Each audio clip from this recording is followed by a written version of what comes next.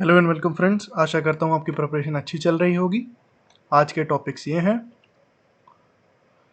पहला सवाल आपके सामने स्क्रीन पर 2.5 मार्क्स के लिए 2 से 3 मिनट का टाइमर लगाइए और सॉल्व कीजिए।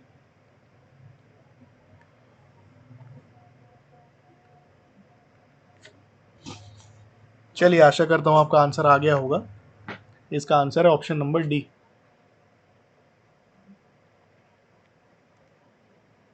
देखिए, क्वेश्चन क्या बोल रहा है। 60 बच्चे हैं भारत से, तो पहले हम अज्यूम क्या करेंगे। परसेंटेजेस में नॉर्मल अजम्पशन क्या होता है, 100 के 100 अज्यूम कर लेते हैं। टोटल बच्चों को क्या अज्यूम करेंगे, टोटल स्टूडेंट्स हैं 100। ठीक है, अब ये क्या बोल रहे हैं, 100 में से 60 स्टूडेंट्स जो हैं वो इंडियन है, 60%। तो 60 स्टूडेंट्स जो हुए,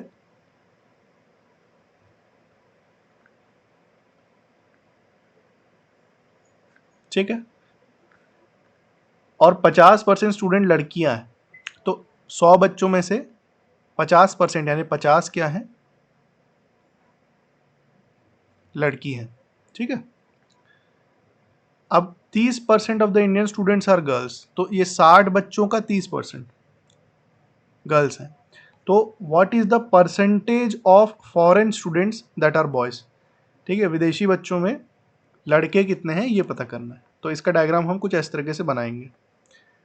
टोटल हमारे पास 100 बच्चे हैं। 100 में से देखिए 60 इंडियन है, तो 40 फॉरेनर हुए।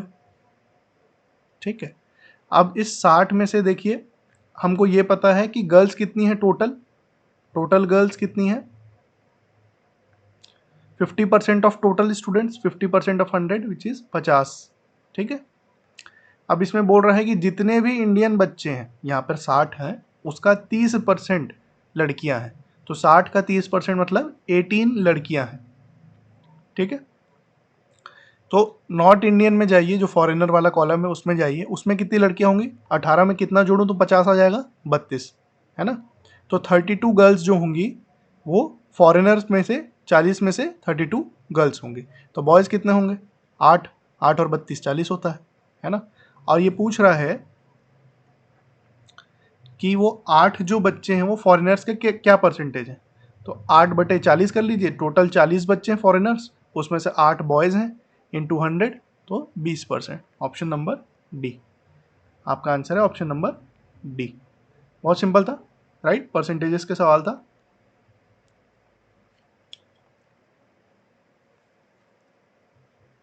चलिए अगला क्वेश्चन देखिए, वेन डायग्राम का सवाल है। फटाफट इसको 2 से 3 मिनट का टाइमर लगाइए एंड सॉल्व इट।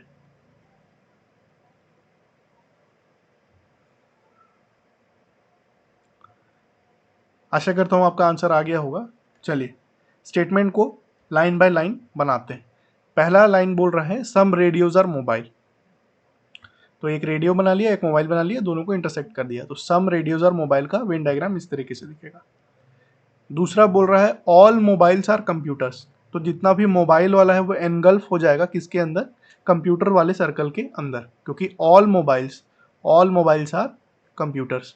ठीक है, अगला बोल रहा है some computers are watches. Some computers और वॉचेस में तो, अरे इसमें तो मल्टीपल केसेस बनेंगे। हो सकता है ऐसा कुछ बन जाए, सम कंप्यूटर्स और वॉचेस का ऐसा बन सकता है कुछ, हो सकता है ऐसा बन जाए कुछ जिसमें वॉचेस जो है कंप्यूटर को भी तो इंटरसेक्ट करे और मोबाइल्स को भी करे। और ऐसा भी हो सकता है सम कंप्यूटर और वॉचेस का कि तीनों को, रेडियो को भी करे, मोबाइल को भी करे और कंप्यूटर्स को भी करे। ठीक है, तो अब जो भी कंक्लूजन निकलेगा, अगर वॉचेस से रिलेटेड हुआ तो ये तीनों केसेस को सेटिस्फाई करेगा, तभी हमेशा ट्रू होगा। ठीक है, चलिए देखते हैं। पहला, certainly some radios are watches. निश्चित तौर पर यह कहा जा सकता है कि कुछ रेडियोज जो हैं वो घड़ियां हैं। निश्चित तौर पर कह सकते हैं क्या, नहीं कह सकते। देखिए केस नंबर 1 में देखिए, अगर इस तरीके का रिलेशनशिप होता तो इसमें रेडियोस तो है ही नहीं, वॉचेस से इंटरसेक्शन ही नहीं है। सिर्फ केस नंबर जो 3 है उसमें ही मैच कर रहा है। केस नंबर 2 और केस नंबर 1 को अगर हम देखें तो रेडियो के साथ कोई इंटरसेक्शन नहीं है, इसलिए कंक्लूजन स्टेटमेंट रॉन्ग माना जाएगा। ठीक है, this is a wrong conclusion. Conclusion number 2, certainly some mobiles, निश्चित तौर पर कुछ मोबाइल वॉचेस हैं। ये है मोबाइल ऑरेंज रंग में और ये है वॉचेस आपका ब्लू रंग में। तो निश्चित तौर पे तो सिर्फ सेकेंड नंबर और थर्ड नंबर केस में हो रहा है, लेकिन अगर फर्स्ट नंबर केस हुआ तो उस केस में मोबाइल और वॉचेस का इंटरसेक्शन नहीं होगा, इसीलिए निश्चित तौर पर नहीं कहा जा सकता। ठीक है, तो इसका आंसर क्या है? Option number D, option number D. ठीक है, नाइदर, न ही कंक्लूजन 1 और न ही कंक्लूजन 2 सर्टेनली निकाला जा सकता है। ठीक है, ये आपके लिए गृह कार्य है, ये होमवर्क है आपका। क्वेश्चन को आराम से पढ़िए, पॉज कीजिए और तुरंत सॉल्व कीजिए। कमेंट में इसका आंसर आप बताएंगे। ठीक है, अभी अभी तुरंत कीजिए इसको, 2 से 3 मिनट का टाइमर लगाइए और सॉल्व कीजिए। ठीक है, ये भी यूपीएससी का पीवाईक्यू ही है।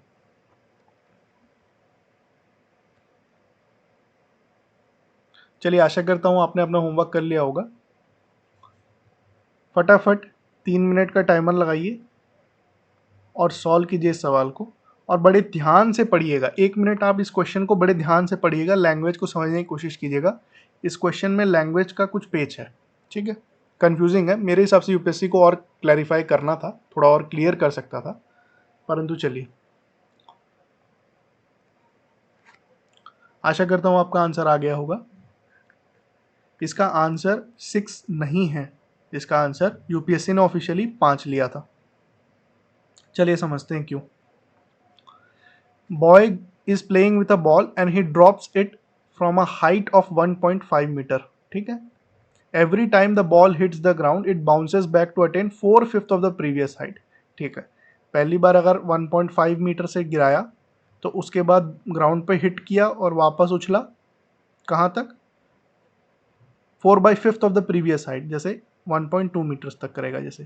ठीक है, इसका 80% बोल सकते हो आप। 4/5 मतलब 80%, राइट। चलिए, ball does not bounce further if the previous height is less than 50 centimetre. तो अगर मान लीजिए ये हाइट यहाँ तक गई ऐसे 49 सेंटीमीटर तक, तो इसके बाद गिरेगा और फिर नहीं उछलेगा। ठीक है, what is the number of times the ball hits the ground? ठीक है, number of times ball ground पे हिट करती है before the ball stops bouncing. ठीक है, before the ball stops bouncing, उसके बाद। ठीक है, उतने कितने बार ग्राउंड को हिट की बिफोर इट स्टॉप्स बाउंसिंग। ठीक है, तो ये आपके लिए एनिमेशन है, इस तरीके से उछलेगा। ठीक है, और ये 50 मीटर से कम हुआ और अब नहीं उछला। ठीक है, तो हम क्या करेंगे, जो हमारी हाइट x है 1.5 मीटर्स दी हुई है, तो पहली बार 1.5 मीटर्स x उछलेगा, फिर 0.8 इंटू एक्स उछलेगा, फिर 0.064 which is 0.8 into 0.8 into x, इस तरीके से उछलेगा एंड सो ऑन, जब तक 50 का कट ऑफ से नीचे ना गिर जाए। ठीक है, y हाइट तक मान लीजिए, और जो y है वो 50 से नीचे ना हो जाए। ठीक है, तो हमें कुछ नहीं करना है, वैल्यूज़ को सिर्फ पुट करते जाना है। पहली बार देखिए 1.5 मीटर से जाएगा, नीचे ग्राउंड को हिट किया, उछलेगा 1.2 मीटर्स तक। ठीक है, ये इसका क्या है 0.8 टाइम्स, है ना। फिर इसका 0.8 टाइम्स, ये नीचे गिरेगी बॉल, ग्राउंड पर हिट करेगी, वापस उछलेगी इस हाइट तक।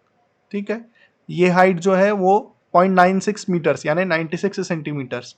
ठीक है, 50 से ज़्यादा है।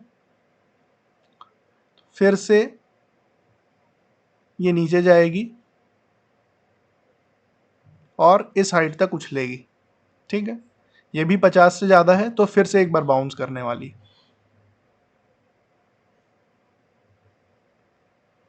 फिर जाएगी 0.8 टाइम्स मल्टीप्लाई किए। ठीक है,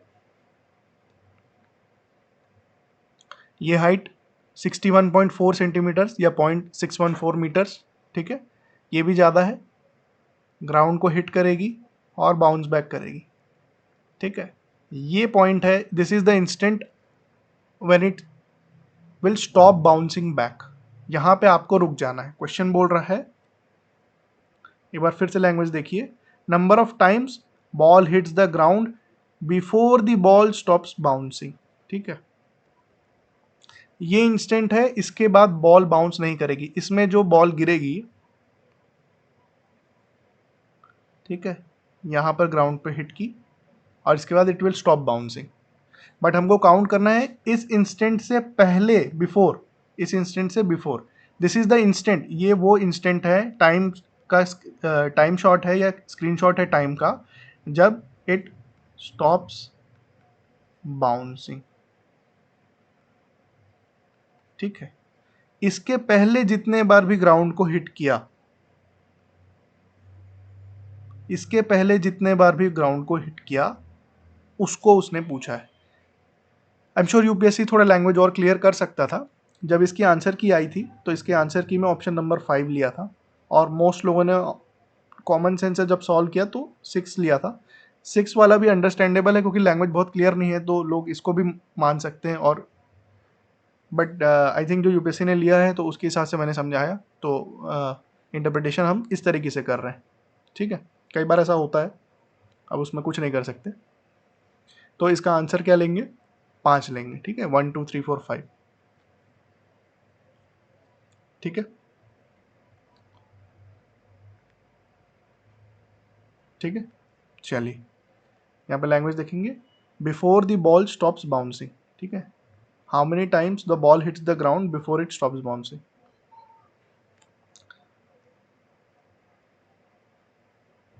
चलिए आज के लिए इतना ही। आशा करता हूँ कंटेंट आपको अच्छा लगा होगा। Please keep practising, keep working hard, है ना। मेहनत बस आपके हाथ में होती है, बाकी तो थोड़ी किस्मत जो है वो ईश्वर लिख के देता है, जब मिलते हैं तो फिर अच्छा होता है। चलिए, जिन्होंने भी सब्सक्राइब किया उनको बहुत बहुत धन्यवाद। जिन्होंने नहीं किया, जब भी आपको टाइम मिले आप कर सकते हैं, कोई दिक्कत नहीं है। और आप प्लेलिस्ट सारी एक्सेस कर सकते हैं, है ना। अपने चैनल पे सब डल गई है, 2023 की, 22 की भी हमने प्रैक्टिस, जो डे 1 डे 2 ऐसे करके करते आ रहे हैं, तो 22 की भी सारे यूपीएससी के प्रैक्टिस हो चुके हैं। एमपीपीएससी की भी मैथ्स वाले जो है ये भी हो गया है, यूपीपीसीएस वाला भी हो गया है, प्लेलिस्ट डली हुई है। यूजीसी नेट की भी मैथ्स वाला पोर्शन जो है वो डला हुआ है। ठीक है, चलिए ऑफिसर्स, जय हिंद, जय भारत।